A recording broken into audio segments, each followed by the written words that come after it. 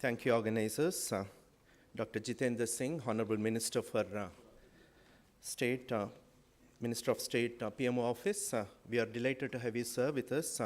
We know that you are very busy amidst of a parliament session, but yet you've taken time to come here. That itself demonstrates your commitment to spreading knowledge, and somebody who stands here today in the government to demonstrate the power of knowledge and science.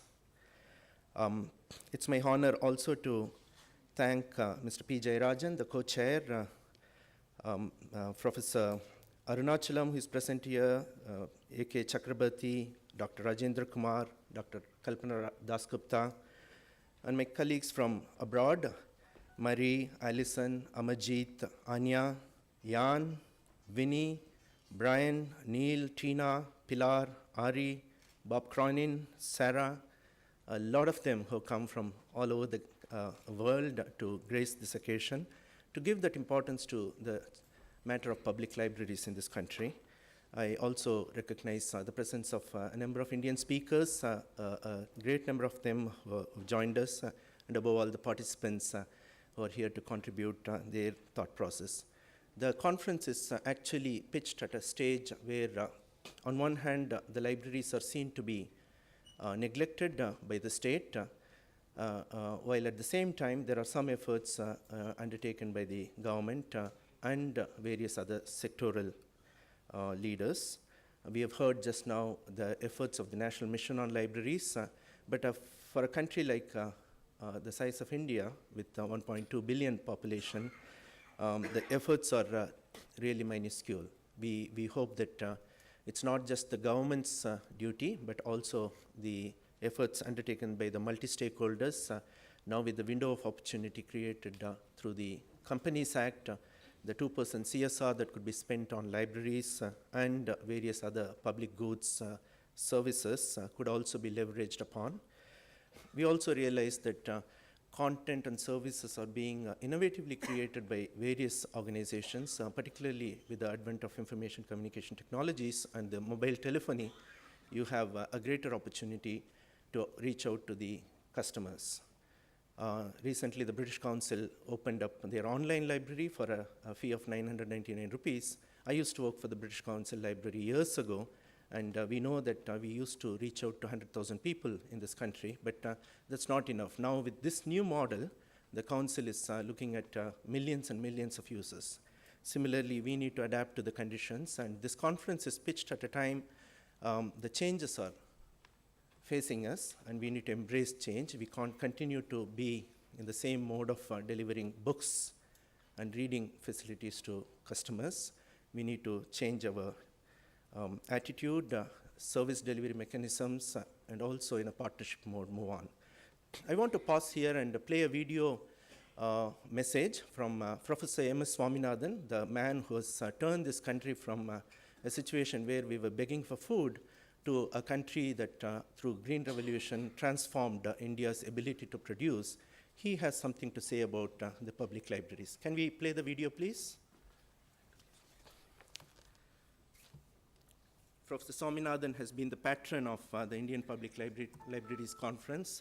He has gracefully agreed to be the patron, but unfortunately he could not be here because he returned from a trip abroad and also a trip within the country. But here is Professor Swaminathan speaking to us. That the first India Public Libraries Conference is being held. It's a very important initiative on the part of the Ministry of Culture, the Government of India, the Gates Foundation, the Digital Empowerment Foundation, and Delnet for this initiative in bringing together leading librarians to look at how in our country the rural knowledge revolution as well as the urban knowledge revolution can be expanded and can be sustained over a period of time. At the M.S. Swaminathan Research Foundation, we have over 20 years of experience in spreading knowledge and information in rural India. Started it with a dialogue in 1992, which led to the concept of information villages. Later, we changed the name from information village to knowledge center because information is passive, knowledge is interactive, knowledge is value addition to information.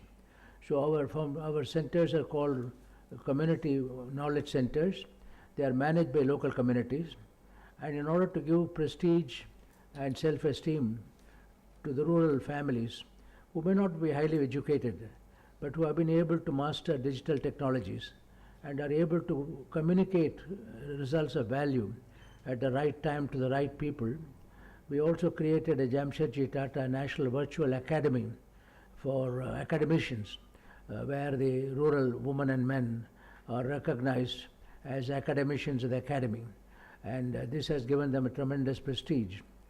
The rural knowledge revolution, which has been initiated through the knowledge centers, has conferred multiple benefits on the people, not only in terms of livelihood and agriculture, market information, meteorological information.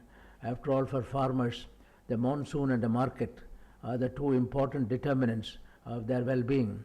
In addition to that, health information for women at the right time. We can have distance education, getting knowledge, getting the best expertise of doctors, have a link, have a collegium, a consortium of doctors in different universities, medical universities, and then ask them to give advice to the farmers, farm women, and rural men, and also the urban poor. This kind of learning has become very important because in this manner we can get the best possible medical advice to the poor. For example, in association with the Arvind May High Hospital, we started what are called cataract-free villages, whole villages which are free from cataract. The knowledge center spreads information, what is cataract, identify whether you have cataract, then go to the hospital, and the hospital people are kind enough to give either free or very low cost help in terms of surgery, very up-to-date methods of surgery, very clean and hygienic.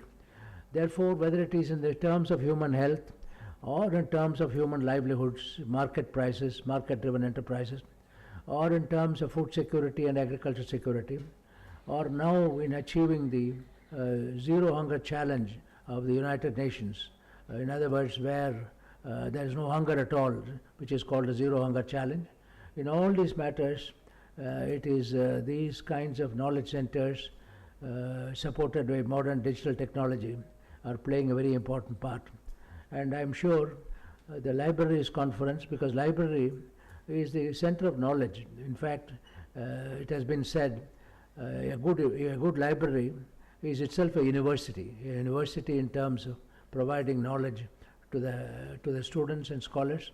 The librarians conference should be able to provide us with guidelines on how to increase the reach of these knowledge centers, how to improve their effectiveness, and how to take the right message to the right people at the right time in the right language. It's also very important that the language used is something which people understand. This is where the community managed centers, we have all the three forms of knowledge centers in our country. One is commercial knowledge centers where you pay. The other is cooperative centers like run by Seva in Ahmedabad, and the community knowledge centers spearheaded by MS Swaminathan Research Foundation. We find of all these, the community knowledge centers have the greatest impact, the greatest sustainability because owned and managed by local people, and above all, what our former President Abdul Kalam said, these centers, these academicians, they all represent rural knowledge revolution. They are all messengers of a rural knowledge revolution. Knowledge is ultimately, today, knowledge is the pathway to overcome many of our problems. The scientific temper, as Jawaharlal Nehru said, is also knowledge of science.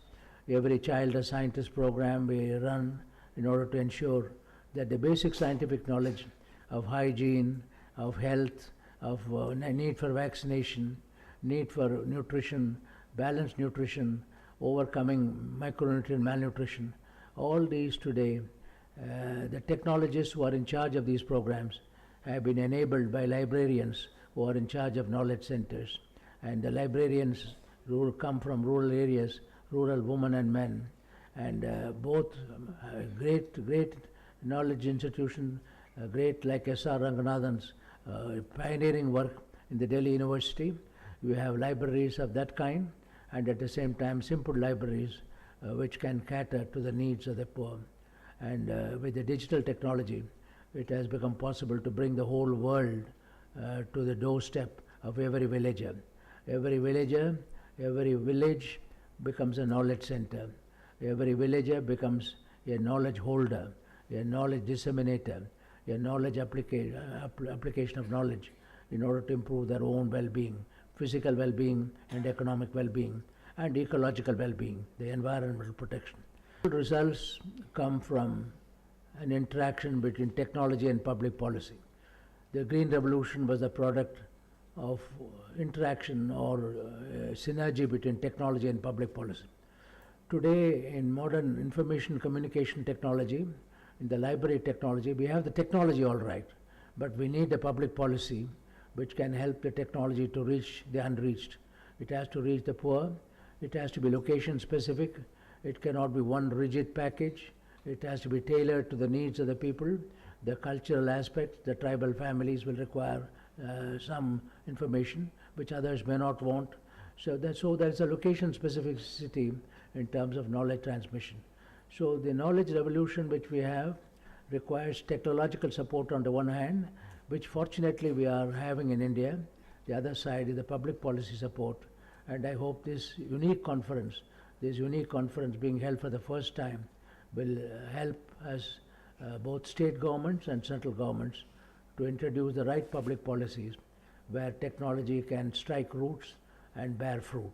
I once again congratulate Dr. Shadrach and his colleagues for starting this program, and I wish the Congress great success, and I'm sure it will be an important milestone in the transformation of India into a knowledge society.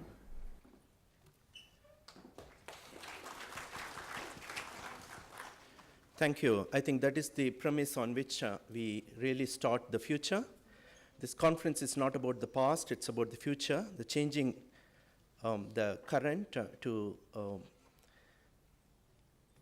moving towards the future on a basis that we understand the context. So if you look at the current situation, situation might be grim, but as Professor Swaminathan mentioned, this conference is focusing actually on 6 C's. The acronym 6 C's would be very helpful for us to think about. The first and foremost is community. Professor Swaminathan very highly, eloquently highlighted the fact that communities come first. Community-centered, community-led, community-enabled and advised libraries are the ones that are for the future. So community is going to be a major thrust in this conference. The second C is content and services. At this point in time, we have content in books and newspapers, but we all know that there are all forms of gadgets and containers available these days, like the ICT revolution itself offers opportunity for us to spread content and services through multiple means, including the mobile telephony and tablets and other gadgets. So the use of technology, as Professor Swaminathan mentioned, is available for us, but we need to tailor our content local specific, demand-driven and responsive enough to the communities to access. The Government of India has initiated a number of programs. The Digital India program itself of our Honorable Prime Minister is a stunning example, coupled with digital literacy and other efforts, e-government services and whatnot, and the libraries should need to embrace these services as well. The third C in this conference we are going to deliberate upon is the capacity of the stakeholders, particularly the librarians themselves. In some states, librarians have not received training for years together. In some other states, there are systematic training programs offered to the librarians. So we are looking at the idea of continuous professional development of the library community itself, and how the third C, the capacity building, could be looked into in the changing context. The fourth C, that we are going to look at is the coordination and the partnership. The government alone cannot do things. We have recognized, and there is a greater recognition within the government that they alone cannot actually deliver services to the communities. The public-private people partnership is the way forward, and we are hoping that this conference will throw some light, and also, as Professor Swaminathan highlighted, the public policy would lend itself to managing public libraries, the 45,000 of these, and many more to come. As Professor Swaminathan says, every village a library, which means 600,000 odd libraries we're talking about, in a more of a partnership mode. So coordination of partners is important. The fifth C, convening, is equally important, coalition building. So it's not enough to just use the private sector and the NGOs as and when they fit in. There should be in the coalition itself, so there should be co-designers of the program itself, and the coalition building and convening is an important activity. And this is one such example that how we have convened people from across the country, but also put them across with the experts from around the world who are not alone, who are in the form of supporting each other. Now the last C, which is extremely important, that's where I think public policy is again to be looked into, is cash and kind and convergence of resources. We need cash to run libraries, but it's not enough just to pump in money in infrastructure. We need to coordinate our efforts in such a manner that we should converge our resources into something meaningful to creating an ecosystem which would enable us to deliver services the way we all discussed since this morning and Professor Swaminathan highlighted. So thank you, my dear friends who are here. Thank you, Honorable Minister, for your presence. This is not an incremental step. We can't just afford to have incremental steps in our public library movement. We need to leapfrog, and we see this conference as a golden opportunity. Thank you so much.